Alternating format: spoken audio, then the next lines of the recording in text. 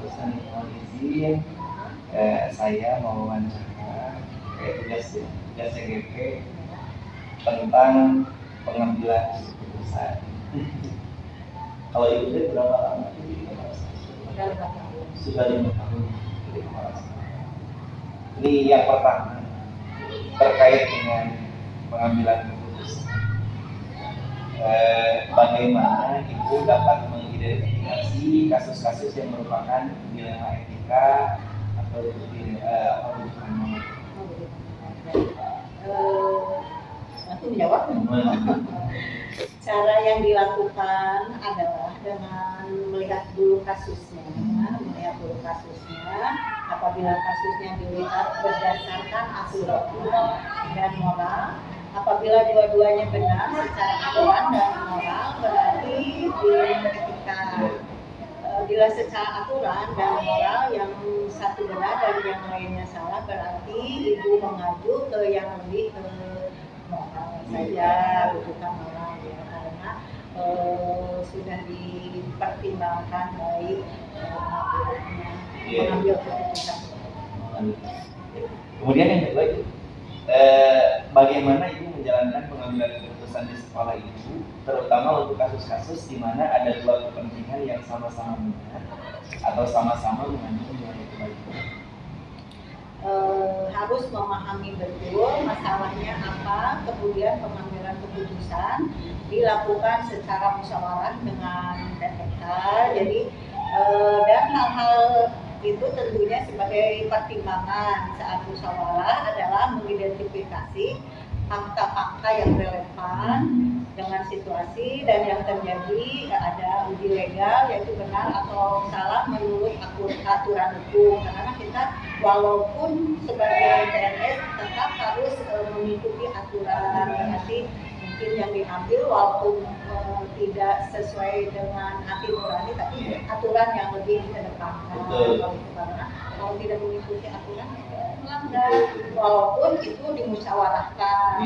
Paling kebanyakannya berarti mengikuti aturan saja. Jadi yang pertama dilakukan berarti memahami betul ya permasalahannya, melihat fakta-faktanya, kemudian keputusan dilakukan secara musyawarah. Memang yang paling utama tetap berpegang teguh pada aturan. Jadi yang jadi prioritas pertama dalam memutuskan sesuatu itu aturan. Baik, yang ketiga, langkah-langkah atau prosedur seperti apa yang biasa ibu lakukan selama ini dalam mengambil keputusan? Langkah yang biasa dilakukan seperti disampaikan sebelumnya adalah memahami betul permasalahan dan mencermati masalah itu, betul-betul paham, baru nanti dimusyawarahkan dan nanti diambil jalan keluarnya dan tindakan apa dari pemecahan masalah itu. Jadi dimusyawarahkan seperti tadi pertanyaan yang tadi, jadi tetap pengambilan keputusan harus dimusyawarahkan. Ya, jadi kalau dengan musyawarah mungkin lebih ringan dan bisa lebih cepat gitu ya. Dan nantinya setelah keputusan itu digulirkan, disampaikan, akan kemungkinan warga sekolah itu bisa menerima. Terutama guru-guru gitu, karena memang itu keputusan dan dari keputusan bersama. Iya. Dilakukan juga ada masukan dari guru-guru, PPK-nya, bahwa semua terlibat ada di musyawarah itu. Jadi itu tidak membuat keputusan sendiri selama di musyawarah. Iya, baik. Biasa ini Bu, untuk pengalaman saya. Baik, selanjutnya hal-hal apa saja yang selama ini dianggap efektif dalam pengambilan keputusan pada kasus-kasus ini? Ya, dengan melihat nilai manfaat dari keputusan yang diambil, semakin besar manfaat dan nilai kebaikannya, dan yang paling kecil dampak negatifnya. Jadi yang diambil itu betul-betul diperhitungkan apakah kebaikannya lebih besar atau negatif. Kalau misalnya negatif ya lebih dihindari. Dari keputusan itu harus betul-betul mengacu kepada hal yang positif. Iya, bisa diterima semua dan bermanfaat untuk semua. Ya, baik. Selanjutnya hal-hal apa saja yang selama ini merupakan tantangan dalam pengambilan keputusan pada kasus-kasus di kasusnya yaitu membuat pertimbangan sebagai dasar untuk membuat keputusan yang tepat. Itu pertimbangan itu kadang-kadang ya, apalagi dilema, jadi harus ini seperti yang tadi Ibu katakan, jadi harus musyawarah, masukan dari semua pihak, yang dari sekolah, dilibatkan juga komite, dan yang diambil keputusan itu yang betul-betul ke arah kebaikan dan yang besar positifnya. Ya, kalau misalnya ada positif, ada negatif, tapi yang diambil kalau negatif tentu akan menimbulkan masalah. Iya. Ini memang yang paling penting buat Ibu itu dalam membuat pertimbangan sehingga pertimbangan tersebut bisa meyakinkan ini keputusan yang akan diambil sesuai dengan aturan. Betul. Masih juga acuannya dari aturan, karena di aturan juga sebagai harus mematuhi aturan yang dari pemerintah pusat ataupun pemerintah daerah. Sudah diatur semuanya juga, jadi harus mengacu kepada aturan. Dan yang paling sulit ketika aturan itu ketika mengacu pada aturan, tapi penerimaan dari warga sekolah itu gimana gitu. Jadi kalau Ibu kata iya, memang pegangan utama itu aturan regulasi. Kebaikannya juga, kebaikannya, keburukannya, positif dan negatifnya tentu lebih dijelaskan juga supaya warga sekolah maupun PTK paham apa yang diambil dari keputusan itu, walaupun misalnya bertentangan, tapi jadi paham kalau sudah dijelaskan itu aturan. Jadi itu juga fleksibel, tidak soal mengikuti aturan, karena aturan kalau misalnya ada fleksibel bisa berbuat kita keputusan untuk kebaikan, paling aturannya sendiri moral. Jadi memang dipertimbangkan itu moral juga ya, penerimaan dari warga. Baik, selanjutnya apakah Ibu memiliki sebuah jadwal atau keputusan itu apakah langsung hari itu, langsung saat itu diputuskan, atau Ibu butuh waktu dulu gitu untuk memutuskan? Untuk membuat keputusan tentu harus secepatnya, karena permasalahan kalau di nanti mungkin akan tambah gitu ya, makanya selalu secepat mungkin dimusyawarahkan, secepat mungkin kita berbicara dengan orang-orang yang misalnya ada di kasus itu, misalnya dengan kalau di sekolah ada seksi apa, ada seksi kurikulum, seksi kesiswaan, dengan orang-orang tertentu dulu. Kalau misalnya mentok keputusan itu ini bagaimana, itu berarti berembuk. Jadi tidak selalu keputusan itu berembuk semua, berarti ada orang-orang yang di bidangnya, kompeten juga memberi masukan kepada Ibu dan musyawarahkan, berarti baru mengambil keputusan. Gitu. Jadi keputusan itu memang menurut Ibu keputusan itu harus cepat, harus segera.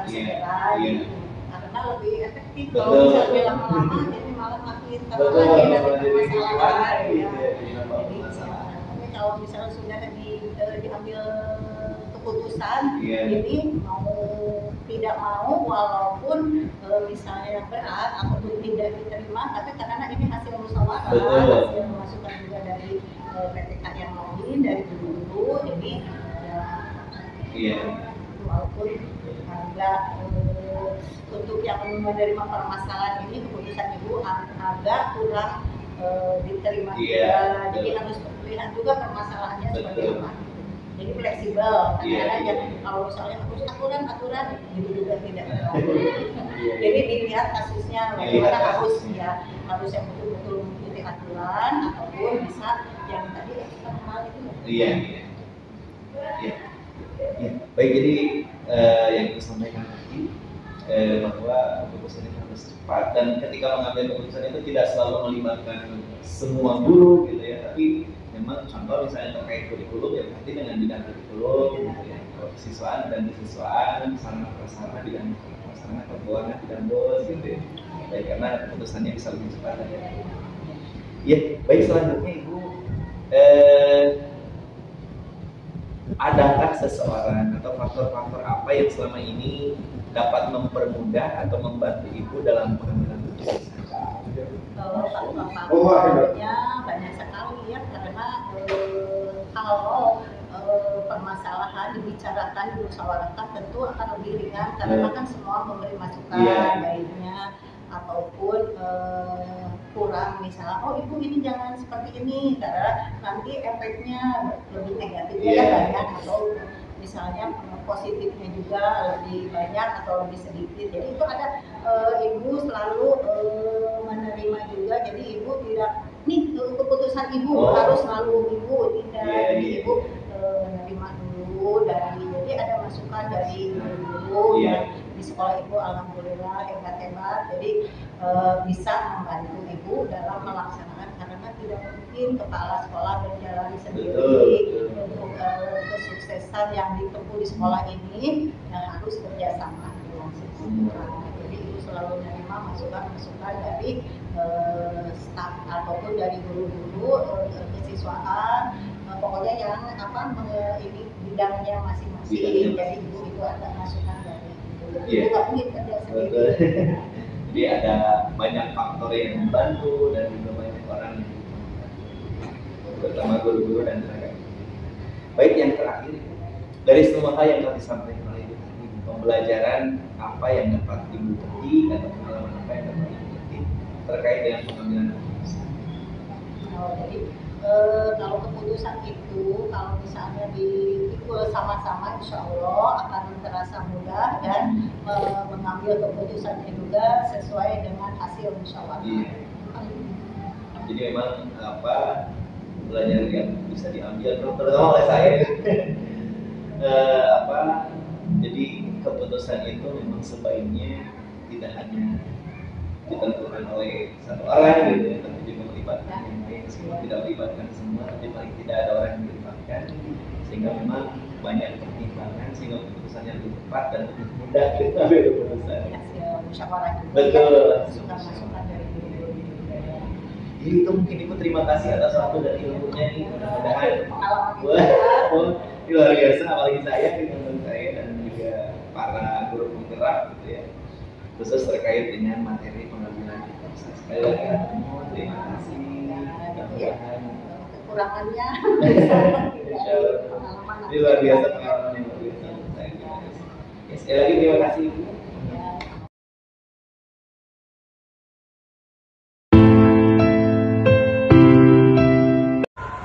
Baik, bismillahirrahmanirrahim. Assalamualaikum, Waalaikumsalam. Alhamdulillah. Keluarga gimana, sehat? Alhamdulillah. Iya, mohon izin Pak Slamet. Mau nanya. Kalau Pak Slamet itu kepala sekolah di SDIT Fitra Insani ya, sudah berapa lama Pak Slamet jadi kepala sekolah? Cukup lah ya.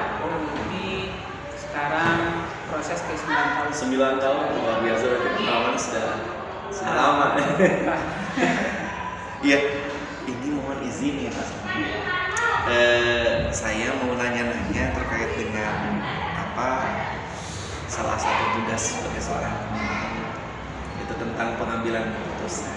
Karena yang namanya pemimpin pasti akan dihadapkan pada berbagai pengambilan keputusan dan itu tuntutan. Dan dengan pengalaman yang luar biasa 9 tahun, apalagi memimpin sekolah yang besar Fitra Insani, tentunya banyak pengalaman yang bisa dibagi nih khususnya untuk saya gitu ya. Boleh? Oh, mana? Iya. Baik. Yang pertama, bagaimana Bapak dapat mengidentifikasi kasus-kasus yang merupakan dilema etika atau rujukan moral? Terkait dilema etika ya. Iya, dilema etika. Kalau pengalaman saya di Fitra Insani gitu ya. Di sisi lain juga saya selaku orang siswa juga. Oh gitu, orang tua siswa sekaligus juga pimpinan sekolahnya. Jadi bisa merasakan apakah itu secara bottom up atau top down. Tujuannya melihat baik di sisi bottom up tetap yang diambil adalah kebaikan, secara top down juga atau secara administrasi, secara sistem juga sesuai dengan sebagaimana mestinya atau sesuai SOP. Tapi betul apa yang Bapak sampaikan tadi, emang dilema etika itu ada ya. Baik itu secara sistem ataupun juga secara kebutuhan yang mendadak atau juga kebutuhan secara waktu ya. Mungkin di antaranya adalah baik sebetulnya banyak juga ya. Apakah itu ada di sisi PPDB, di sisi sikap anak, kemudian juga apresiasi orang tua siswa ke sekolah atau ke guru. Titik-titik dilema etika itu ada. Seperti itu ada. Kalau kami berusaha, biasanya kalau kami sendiri sih, kalau ada yang namanya musyawarah dan koordinasi ya. Di antaranya mungkin dilema etika ya, dimana contohnya orang tua memberikan apresiasi kepada guru gitu ya, dimana misalkan tadi hubungan lagi gitu ya di lapangan untuk bingkisan misalkan itu ya secara prinsipnya itu bagian itu ranah orang tua lah. Tapi di sisi lain juga kami semangat memastikan bahwa tentu dengan cara yang ahsan. Seperti itu. Kami mengaturkan umum, tapi di sisi lain juga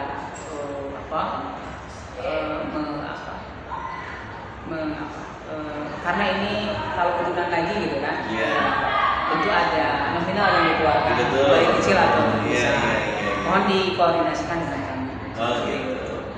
Dan tentu dimusyawarahkan juga, sehingga tadi kami juga ikut mendukung proses apresiasi untuk guru, tapi di sisi lain juga cara dan waktunya yang dilakukan dengan baik.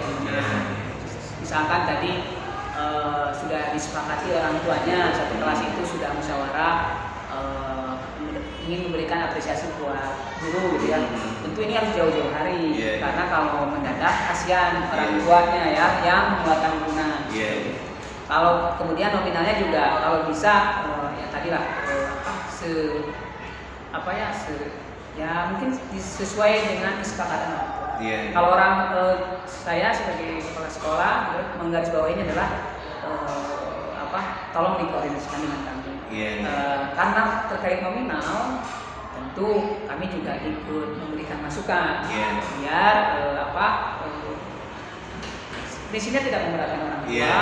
Keduanya adalah tetap sistem apresiasi untuk guru juga dalam koridor apresiasi apakah itu dari sekolah maupun dari Jadi itu ya salah satunya. Kalau untuk dilema etika, kalau bujukan moral juga mungkin kurang lebih ya prinsipnya. Tapi kalaupun kalau secara bujukan moral, biasanya kami mengedepankan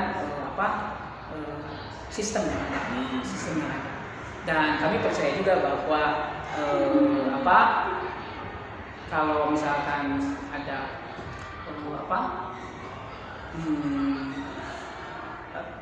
baik itu kabar gembira buat guru, apakah itu berbentuk apresiasi, apakah itu penghargaan, dan alhamdulillah kalau di Yayasan Mitra Insani sendiri sih ada apresiasi itu ada senantiasa ada, alhamdulillah, baik itu untuk guru, untuk keluarga besar guru gitu, maupun untuk anak-anak guru. Bahkan secara kami juga saya melihat ada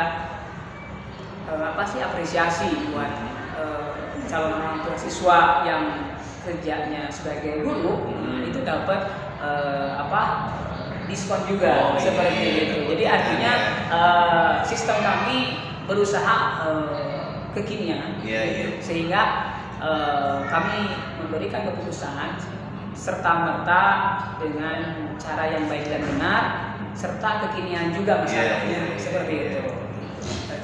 Jadi tetap aturan ke depan gitu ya. Baik, untuk yang kedua nih Pak Slamet, bagaimana nih Pak Slamet Bapak menjalankan pengambilan keputusan di sekolah Bapak, terutama untuk kasus-kasus di mana ada dua kepentingan yang sama-sama benar atau sama-sama mengandung nilai kebajikan. Jadi bagaimana nih cara Pak Slamet menjalankan pengambilan keputusan ketika dalam kondisi kayaknya nih ini mah dilema etika nih gitu ya, dua-duanya tuh benar gitu. Itu bagaimana tuh Pak prosesnya? Yang mungkin kalau yang pertama sih tetap dirujukannya adalah SOP. SOP tetap diterapkan. SOP itu dari yayasan atau dari yayasan ataupun juga dari dinas terkait, misalkan dari distrik. Kemudian juga kalau di sisi lain juga ada SOP antara PMG dan komite sekolah dengan sekolah, misalkan yang sudah disepakati poin-poin yang harus dijalankan baik untuk PMG maupun sekolah. Kemudian di sisi lain juga terkait misalkan baik itu pembelajaran di kelas, ada event-event, kami ada SOP-nya. Insya Allah SOP ini untuk tetap menjaga kualitas. Baik itu pembelajaran, baik itu secara silaturahim ataupun secara kedinasan pendidikan. Terkait tadi dua kepentingan yang sama-sama benarnya, gitu ya. Tentu ini yang pertama adalah memastikan bahwa di pimpinan sekolah mentabulasi data tersebut bahwa dari A benar, dari B juga benar. Kami satu frekuensikan dulu di pimpinan gitu ya. Kemudian kami juga di-prepare dengan SOP gitu ya. Sehingga gurunya benar, sesuai dengan SOP juga mari kita jalankan. Terkait pendapat A yang benar, B dan benar, tentu kami siapkan dengan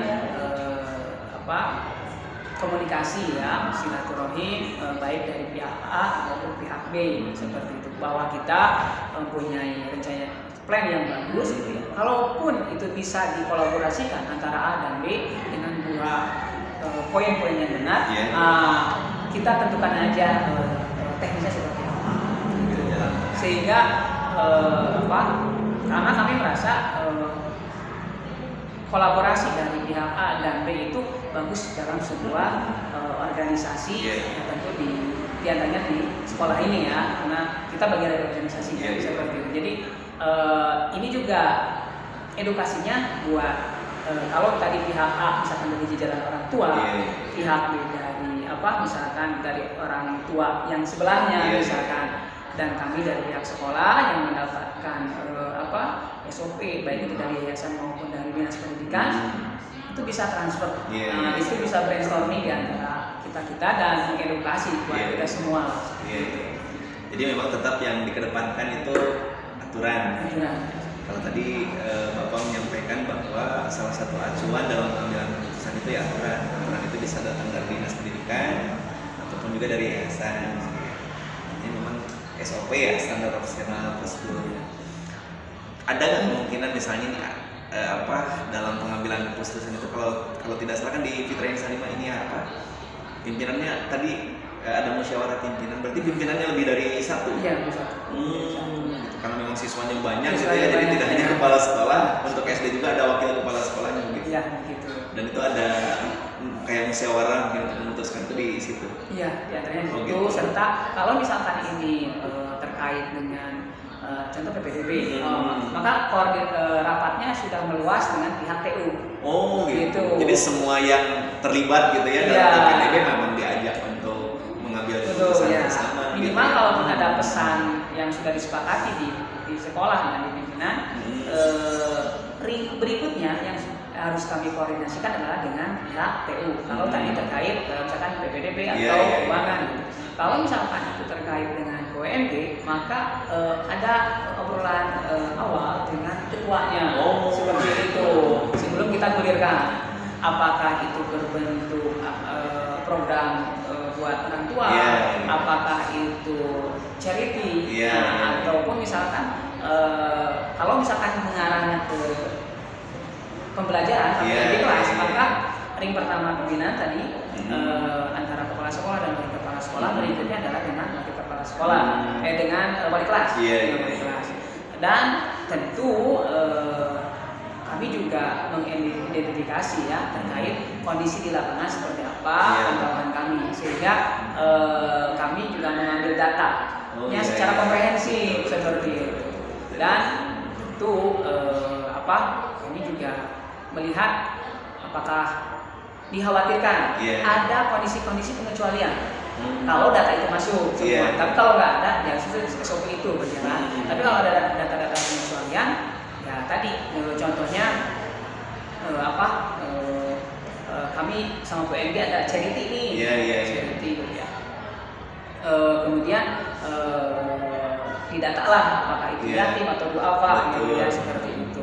Di sisi lain juga ada orang di sekitar kami misalkan yang harus dibantu juga, tapi bukan yatim atau duafa, tapi kondisinya karena apakah tadi efek pandemi misalnya. Nah, ini juga jadi input buat dimusyawarahkan di pimpinan sekolah, orang tua siswa yang akan melakukan charity misalkan seperti itu titik-titiknya.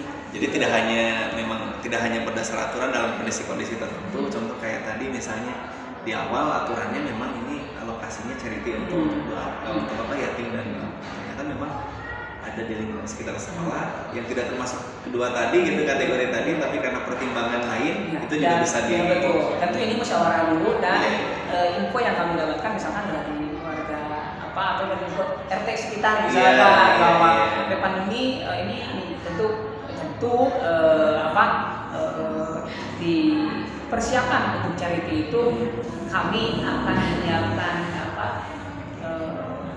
hal-hal yang tidak terduga. Misalkan kalau paket untuk yatim dan duafanya 10, maka musyawarah awal itu 12 yang disiapkan. Oh, gitu. Antisipasi. Ada antisipasi. Hal-hal yang unpredictable. Siap. Tapi tetap idealnya adalah sesuai dengan SOP ya 10-10. Iya. Tapi ketika menemukan case data itu telat masuk, gitu, makanya di awal musyawarah mungkin harus diberikan 2 atau berapa paket. Jadi memang ketika ngambil keputusan itu sebelum disosialisasikan ada keputusan A, B, C gitu ya. Artinya memang tadi kan Pak Selamat menyampaikan bahwa untuk menyepakati kesepakatan atau keputusan itu di level pimpinan dulu di ring 1. Kemudian nanti disesuaikan kebutuhan. Kalau terkait PPDB yang terlibat di PPDB, kalau terkait dengan tadi ada kaitannya dengan PMG berarti dengan PMG gitu ya. Begitu. Dan nanti setelah disepakati juga tidak satu keputusan gitu. Memang yang dipilih satu keputusan, tapi ketika nanti saat diputuskan ada gejolak tidak ada plan A, plan B, plan B. Artinya ketika disosialisasikan ada masukan, misalnya disosialisasikan ke guru, ada masukan dari guru-guru, ternyata kayaknya bagus, berarti ada plan B dan seterusnya. Ya, kemudian yang selanjutnya nih Pak Selamat. Untuk langkah-langkah atau prosedur seperti apa yang biasa Bapak lakukan selama ini? Jadi prosedur atau langkah-langkah mengambil keputusan, apakah memang Pak Selamat sendiri gitu ya, terus pertimbangannya apa, atau ada yang pihak yang gimana? Alhamdulillah selama saya bekerja di Pitra Insani ya, bahwa kita punya yang namanya rapat pimpinan ya. Rapat pimpinan.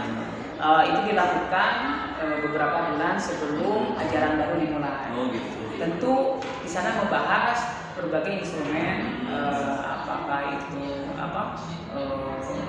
elemen-elemen indikator yang sebagaimana seharusnya sekolah lakukan.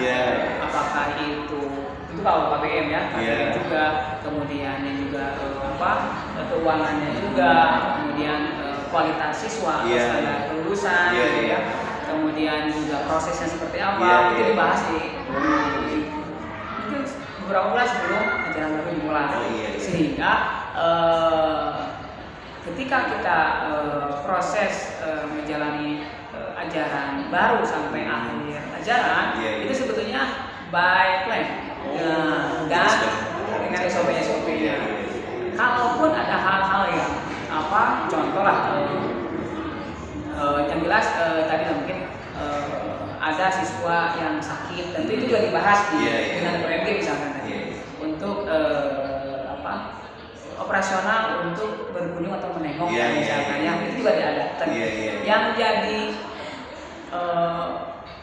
pertanyaannya adalah kita kan nggak tahu yang sakitnya siapa gitu ya, dan yang jelas sekolah ilmunya tetap jalankan gitu ya, hidup sehat, hidup bersih gitu ya. Tentu juga ini senantiasa di sounding dengan orang tua siswa, jadi keluarga besar di sekolah, sehingga tadi anak yang belajar itu dalam kondisi prima ya. Artinya kita menyiapkan segala sesuatunya dari A sampai Z itu dengan perencanaan yang baik. Itu yang namanya yang namanya kehidupan di sini juga itu nggak tahu apa yang menentukan ya, tapi prinsipnya segala ikhtiar kami siapkan dan pertimbangannya, makanya termasuk rapat dengan orang tua siswa juga itu diajaran sebelum mungkin ya, sebelum jantung. Visi, misi, target, program-program yang akan diberikan baik oleh sekolah maupun orang tua itu semuanya dibahas di sana. Jadi ketika hari H, langkah-langkah prosedur ini udah ada. Hanya tinggal mode nyalakan saja sebetulnya, sehingga kami tidak terlalu insidentalnya ada tapi nggak besar. Kami lebih concern kepada langkah-langkah prosedur yang sudah dirapikan. 2 bulan sebelumnya, selama setahun. Betul. Jadi untuk pengambilan keputusan itu memang dari awal tahun ajaran, bahkan sebelum tahun ajaran itu ada semacam rapat khusus, itu pimpinan di sekolah ini atau dengan yayasan juga? Iya, dengan yayasan juga, dengan wali kelas juga. Jadi memang untuk keputusan-keputusan yang sifatnya rutin gitu ya, yang biasanya diambil di sekolah memang sudah dipersiapkan dari jauh-jauh hari gitu ya, sehingga memang ketika ada kondisi-kondisi tertentu misalnya di pertengahan gitu ya, jadi memang mengacunya ke keputusan awal yang sudah direncanakan. Baik, selamat, ini luar biasa nih Mas Slamet. Ilmunya luar biasa nih. Kemudian yang selanjutnya nih, yang keempat, hal-hal apa saja yang selama ini Bapak anggap efektif nih dalam pengambilan keputusan pada kasus-kasus dilema etika tadi? Yang pertama adalah mungkin senantiasa rapat rutin ya. Sehingga apa yang kami tidak ketahui kami dapatkan dari anggota-anggota atau rekan-rekan yang ada di lingkungan sekolah. Seperti itu. Contohnya dengan guru yang senantiasa rutin ya, itu ada rapat pekanan. Rapat rutin pekanan. Kemudian juga lebih spesifik lagi, kita juga ada rapat level kelasnya. Kalau tadi rapat pekanan semua guru, semua level, gitu ya. Tapi kalau rapat level itu hanya level tertentu saja. Apakah itu level 1 aja, level 2, level 3 dan seterusnya. Sehingga kami harapan kami ketika kami memberikan program, atau case atau kasus tertentu, ketika ada komunikasi awal dengan sekolah, kami harapan kami adalah bijak. Jadi tidak serta-merta dadakan seperti itu. Tentu keputusan bijak ini juga ada sebabnya. Dan sebabnya adalah ikhtiar kami ikhtiar pihak sekolah adalah dari berbagai rapat yang kami lakukan seperti itu. Ya, kami berusaha memberikan keputusan yang bijak itu diantaranya karena kami mencari data. Apakah itu ngobrol ya, silaturahim, ngobrol gitu, baik itu internal maupun eksternal seperti itu. Contohnya kami juga silaturahim dengan, kalau eksternalnya dengan RT RW, kalau kedinasan dengan pengawas gitu, kami juga sharing dengan kepala sekolah yang lainnya gitu ya. Sehingga kita juga prepare yang apa aja yang harus disiapkan seperti itu. Jadi data-data itu memang sampai hal yang detail sekalipun diperhatikan gitu ya. Ini luar biasa memang. Jadi ini pengalaman luar biasa untuk semua mungkin ya. Jadi untuk pengambilan keputusan itu supaya lebih spesifik gitu ya. Ketika memang masalahnya misalnya untuk yang menentukan pengambilan keputusan itu ada di level 1 ya berarti memang rapatnya musyawarah pengambilan keputusan langsung dengan level 1 gitu ya. Lebih spesifik. Baik. Nah, yang selanjutnya nih Pak Slamet, untuk hal-hal apa saja yang selama ini merupakan tantangan dalam pengambilan keputusan pada kasus-kasus dilema etika? Tantangan ketika mengambil keputusan pada kasus dilema etika.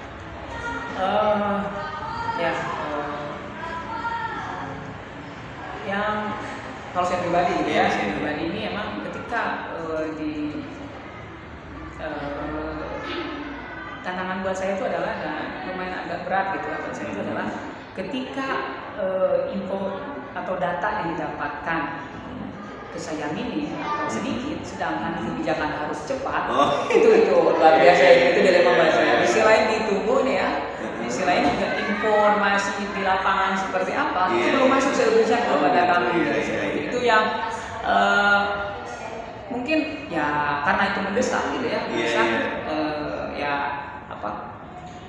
ya akhirnya kami mendapatkan info yang kami dapat aja. Akhirnya kalau itu emang dirasa emang harus contohnya kalau misalkan ya maksudnya gitu ya ada anak jatuh gitu ya gitu ya, sedangkan orang tua pengen tunggu dulu saya mau ke sekolah gitu ya. Di sisi lain kami harusnya ya udah ngobrolnya nanti aja di puskesmas gitu ya seperti itu. Sedangkan orang tua pengen tunggu dulu itu dia itu seperti kami kami yang kami rasakan adalah anak harus segera mendapatkan perawatan. Tapi tiba-tiba ada obrolan dari orang tua ketika dilakukan anak yang pengen lihat, itu juga lumayan sesuatu yang agak dilema juga buat kami sebenarnya.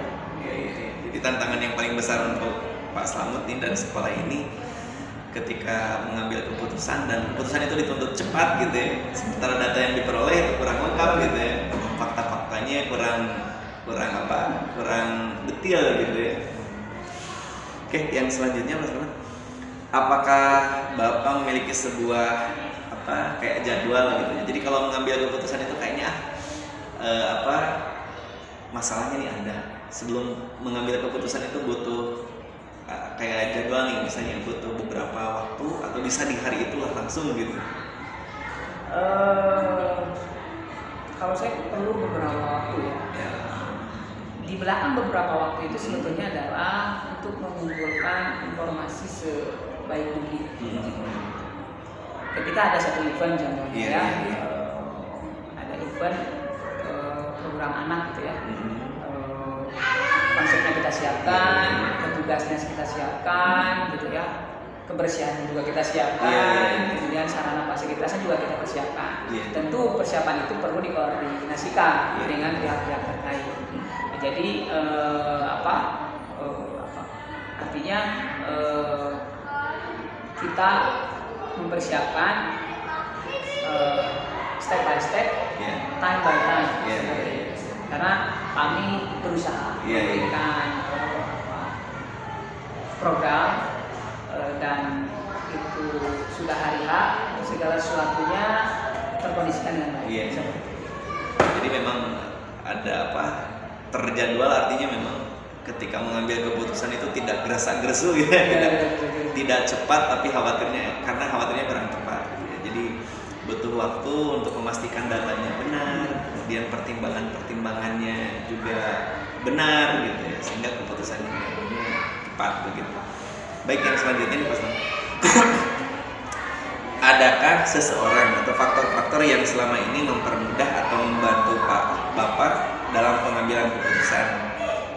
Jadi adakah seseorang atau faktor-faktor yang selama ini mempermudah atau membantu Pak Slamet dalam mengambil keputusan? Ada gitu ya.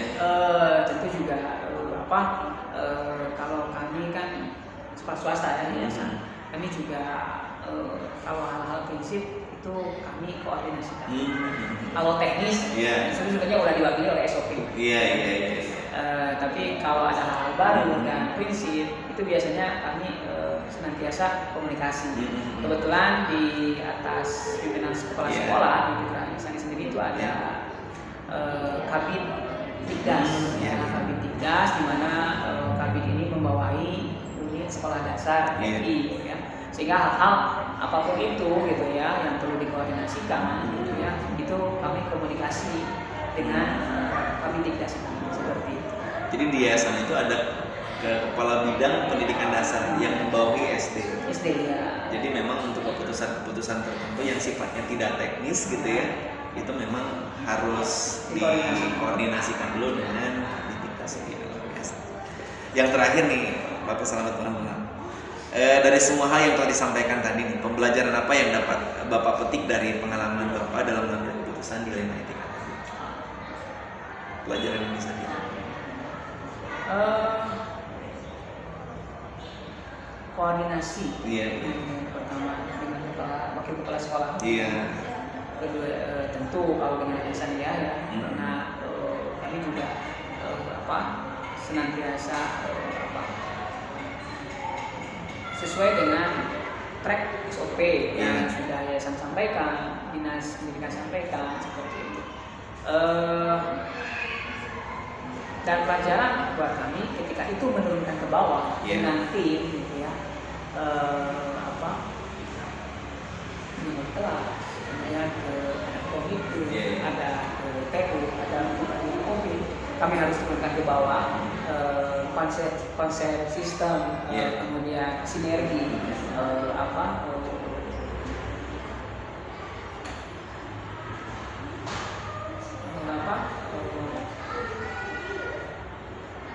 motivasi atau